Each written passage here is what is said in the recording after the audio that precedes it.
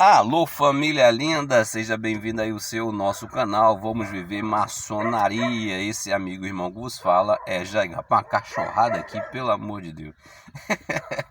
Meus irmãos, eu tô aqui esperando aqui o filé pra gente dar uma continuidade ali nos trabalhos ali. Aí eu vou fazer esse vídeo aqui pra vocês. Meus irmãos, olha só como é interessante. Eu já falei aqui para vocês N vezes e acho que não vou me cansar de falar isso para vocês ficarem atentos, né? Não se deixar aceitar pelas essas narrativas. Olha, você pode observar, todo maçom que se apresenta aqui no YouTube, que diz ser maçom, eles falam em nome da maçonaria, né? Eles falam, existe... perguntas e respostas, o indivíduo faz uma pergunta, né? O inscrito faz uma pergunta, o indivíduo chega lá e diz: ah, a maçonaria é assim, a maçonaria exige isso, a maçonaria é aquilo, como se ele fosse o dono absoluto, né? Que ele tivesse prerrogativa de fato de responder. Como eu já falei para vocês, é muito confortável mesmo, o maçom que se identifica como maçom chegar e falar, porque ele sabe que ele não vai ter contextualização, ele não vai ter a correlata, né, a recíproca do contraditório.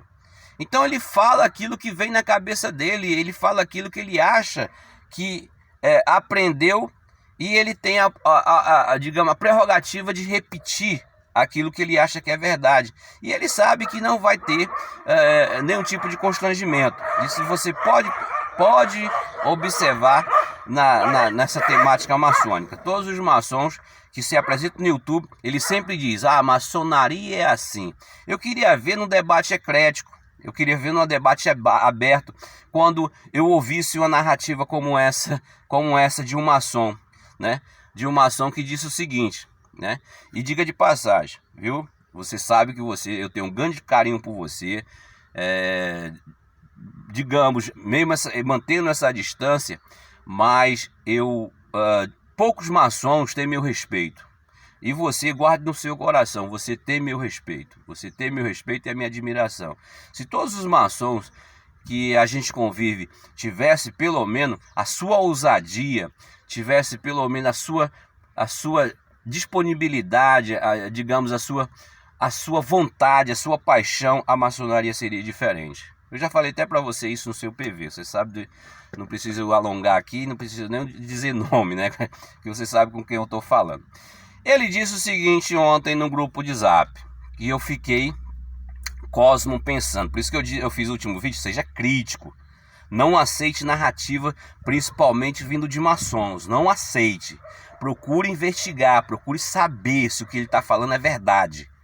Olha, uma coisa que eu aprendi na minha existência telúrica foi tudo aqui, olha só, guarda isso no teu coração. Tudo que eu aprendi a desaprender tudo aquilo que eu achava que era verdade. Meus irmãos, eu já defendi mentiras dando a minha própria vida. Pode ter, tinha coisas que eu acreditava que de fato era verdade.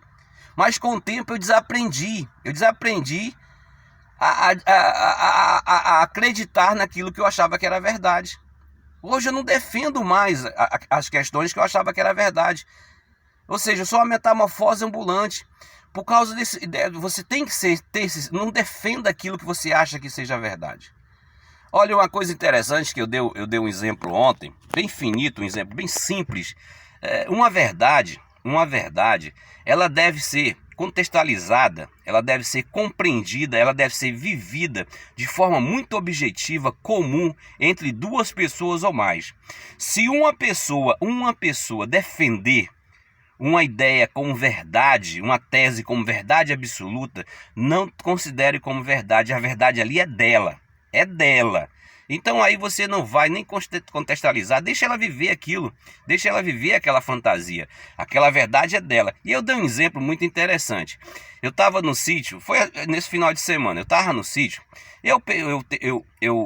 uma experiência minha, eu falando sobre essa temática de verdade, E eu conversando com a minha esposa, eu disse assim, ó, vamos tentar entender o que seja uma verdade para mim e uma verdade para você. E a gente ter essa comum experiência objetiva.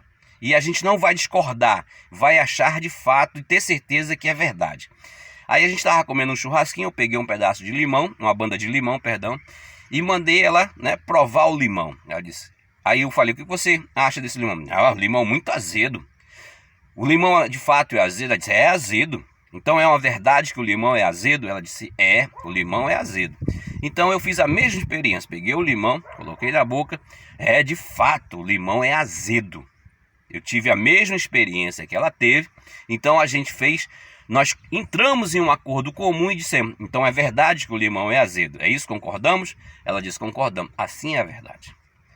A verdade ela não pode ser dita pelo indivíduo, porque se disser pelo indivíduo é simplesmente uma crença, é uma tese, mas quando é comprovada, aprovada, aí sim é uma verdade. Guarde isso no seu coração. Então aconteceu o seguinte, o irmão disse o seguinte no grupo, olha só, ele disse que o indivíduo de um rito específico como o ritual escocês antigo e aceito, quando ele galga, ele chega ao grau 33 da maçonaria, desse rito específico escocês antigo e aceito, ele se torna o grande inspetor da ordem. Ou seja, ele se torna, em palavras mais para você entender, ele se torna o indivíduo que representa aquele rito específico, né? Ou seja, então nós temos aí milhares de inspetores de ordem, né? Inspetores da ordem, né? Que tem a mesma prerrogativa, que tem o mesmo poder, digamos assim, porque aí aonde nós vamos entrar no que ele fez uma afirmação. Então olha só o que é interessante. Ele afirmou que um indivíduo que tem o grau 33 do rito escocês antigo e aceito, ele fazendo parte, ele assistindo uma reunião na maçonaria simbólica, né, que tem essa mesma linha, né, essa mesma linha do rito, ou seja, que o rito escocês antigo e aceito, ele tem 33 graus no seu rito, né? Ele tem 33 graus. Os 3 primeiros graus é da maçonaria simbólica, ou seja, de uma instituição específica que nós denominamos maçonaria simbólica, de uma potência maçônica simbólica. E os 30 graus seguintes é administrado pela uma maçonaria que nós denominamos maçonaria filosófica, né? É uma outra instituição, né? É uma outra instituição, mesmo que tenha a mesma essência da prática da liturgia, ou seja, o rito começa na simbólica, né? Aprendiz, companheiro, mestre. Aí a responsabilidade da continuação até o grau 33 é de uma outra instituição. Aí vai o mestre secreto, grau 4, grau 5 e etc. É de uma outra instituição.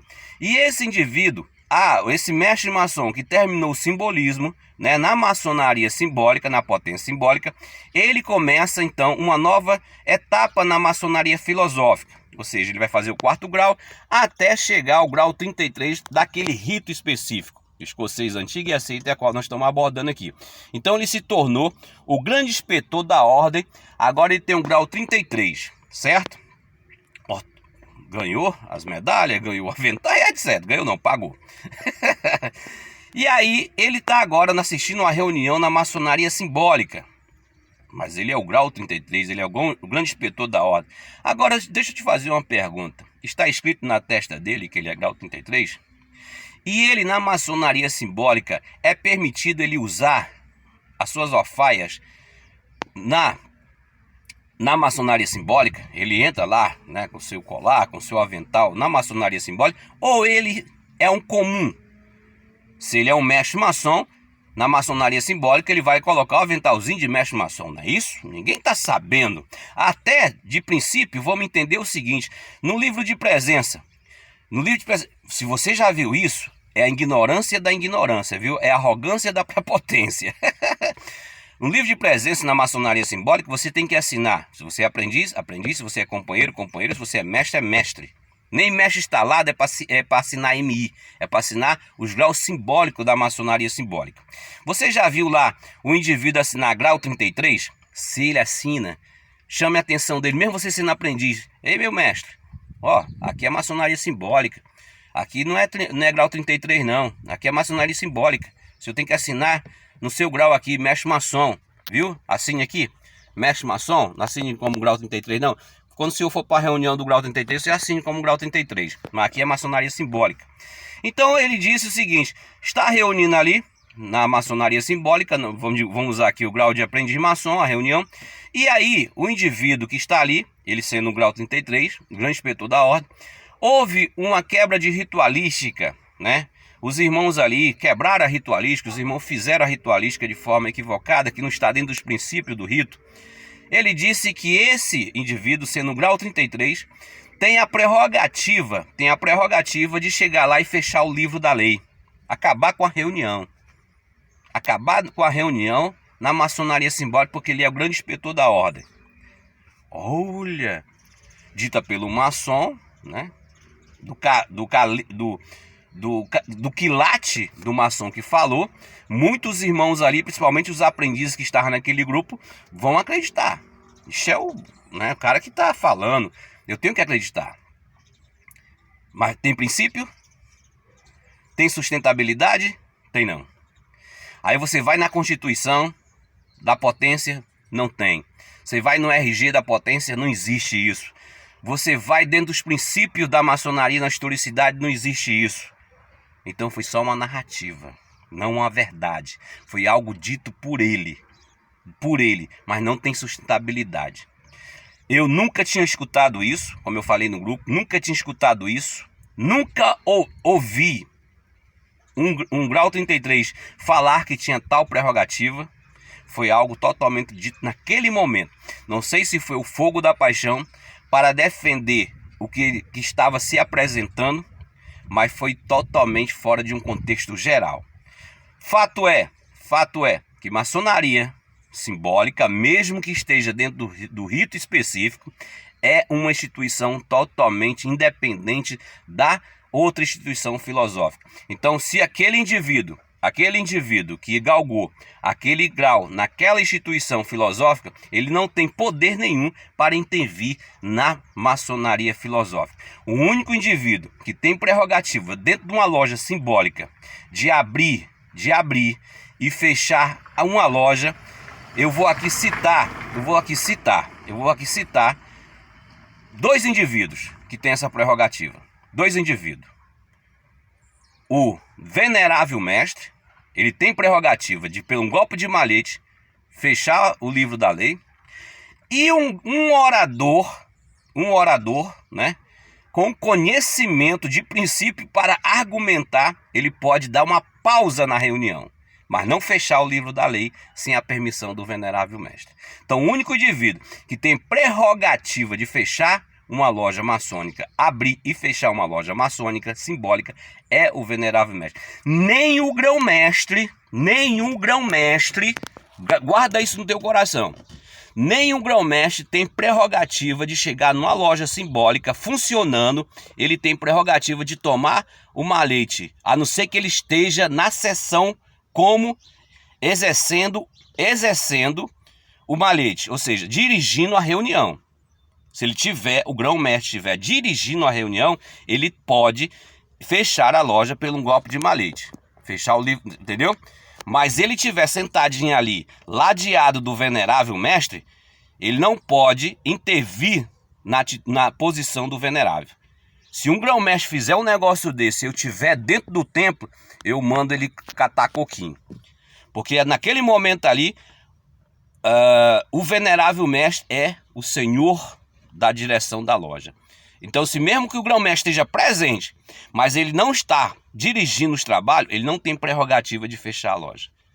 A não ser que o venerável mestre o passe o malhete e etc. A prerrogativa é do venerável e do orador para pedir uma pausa por esse ser o guarda da lei. Se ele ouvir e ver alguma incoerência, tanto administrativa como litúrgica. Então, essa sua narrativa não tem princípio. Foi simplesmente um devaneio de sua parte. Vou ficando por aqui. Te amo sem te conhecer.